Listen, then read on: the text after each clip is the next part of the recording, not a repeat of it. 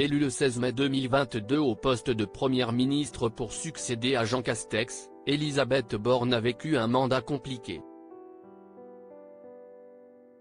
Le 8 janvier dernier, après plusieurs semaines de rumeurs sur son avenir, la femme politique de 62 ans a remis sa démission à Emmanuel Macron, qui l'a acceptée.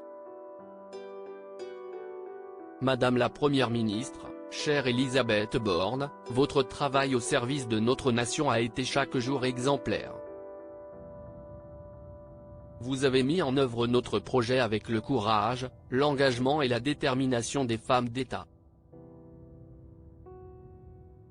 De tout cœur, merci, avait indiqué le président de la République sur son compte X, anciennement Twitter.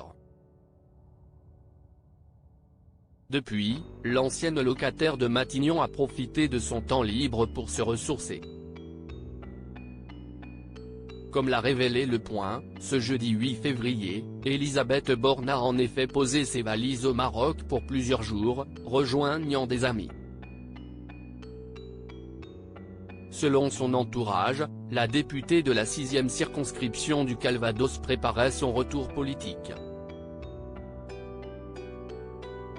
Elle ne revient pas pour faire du macramé. Et c'est une femme tenace, a-t-il indiqué à nos confrères.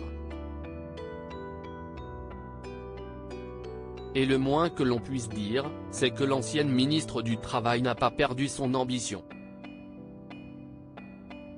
Elle viserait un poste de choix, loin des rumeurs qu'il annonce à la tête d'un courant de gauche au sein du groupe macroniste. Un sous-groupe, ça n'existe pas, c'est une mort politique, a avancé Sylvain Maillard auprès du Point.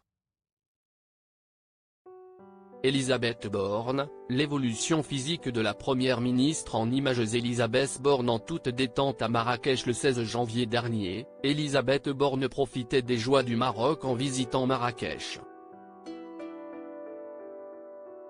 En témoigne la publication de Jamal Sadi, le guide accompagnateur attitré des touristes VIP, qui a partagé un cliché, sur lequel il prend la pose aux côtés de celle qui s'était progressivement imposée en tant que pilier de l'exécutif, et un extrait vidéo.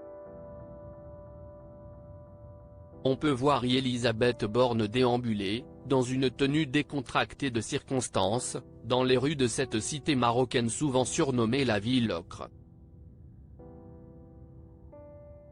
D'après l'Économiste, la femme politique s'était installée dans un riad qui appartiendrait à des amis français.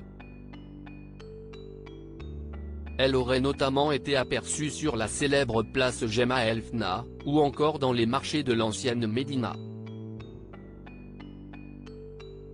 Des visites qu'elle aurait effectuées en toute simplicité et sans mesures sécuritaires exceptionnelles, comme une touriste ordinaire, a indiqué un habitant à nos confrères.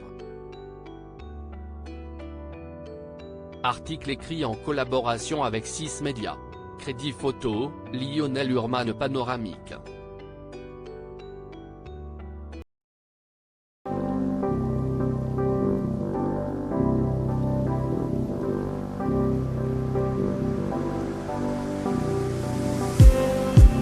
Just need some that will wake me up enough to fight, 'cause you let me down it for me to not let me calm the midnight. I just need some new, make me come up.